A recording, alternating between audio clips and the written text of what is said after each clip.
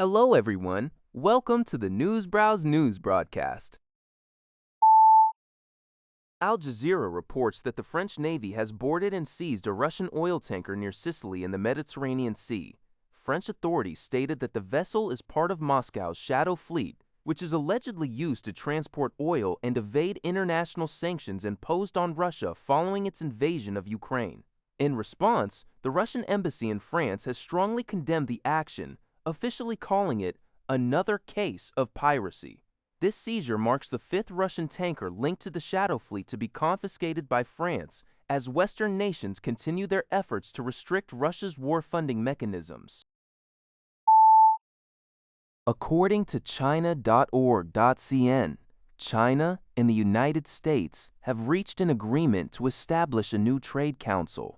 This platform will serve as a venue for the economic and trade teams from both nations to engage in deeper consultations.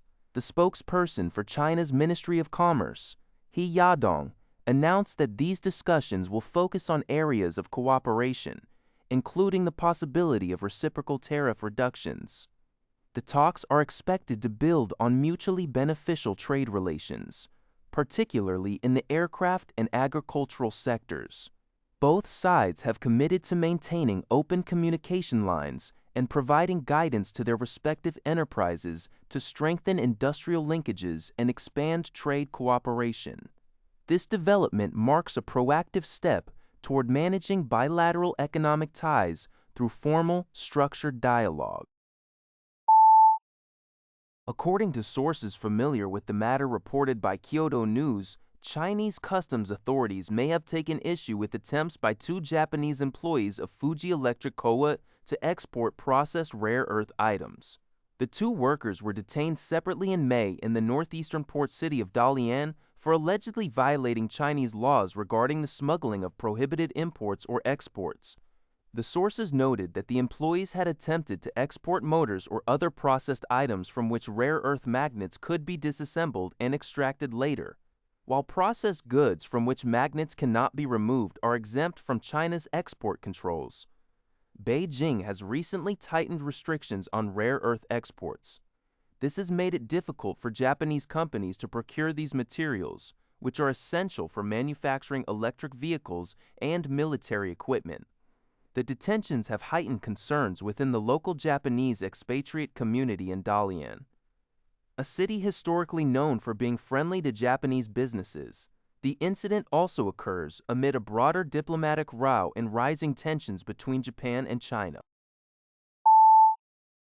According to UPI, the U.S. Army has reached provisional agreements with at least 4 companies to build and operate processing plants for critical minerals directly on military bases within the United States. The selected firms, Realloys, Inc., Titan Mining Corp., Ioneer Lipiltide, and Energy Exploration Technologies, Inc., will process rare earth elements and vital minerals such as graphite, lithium, and boron at defense installations in Alabama, Arkansas, Texas, and Utah.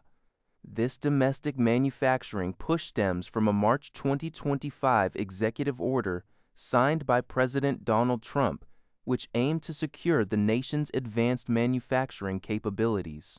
Officials state that the primary objective of this public-private partnership is to strengthen the resilience of the American and allied supply chains. The initiative directly addresses growing concerns within the military and Congress regarding the United States' heavy reliance on foreign nations, particularly China, which currently maintains near total control over global graphite processing. According to a report by Thai Sounds, South Korean media has revealed that Samsung Electronics is set to announce a massive long-term investment plan worth 1 quadrillion, approximately 20.6 trillion TWD.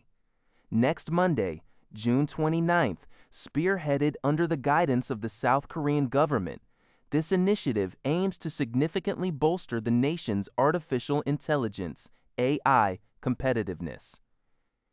The investment is expected to fund key projects, including AI data centers, battery manufacturing facilities, and display plants, primarily located in the outskirts of Seoul and surrounding areas. Samsung executives, alongside representatives from rival chipmaker SK Hynix, will reportedly attend a meeting at the presidential office with President Lee Jae-myung to discuss these domestic expansions. This move comes amid growing political pressure on South Korea's leading semiconductor giants to increase local investments and establish a dominant new semiconductor cluster. That's all for this video. Thank you for watching. See you in the next video.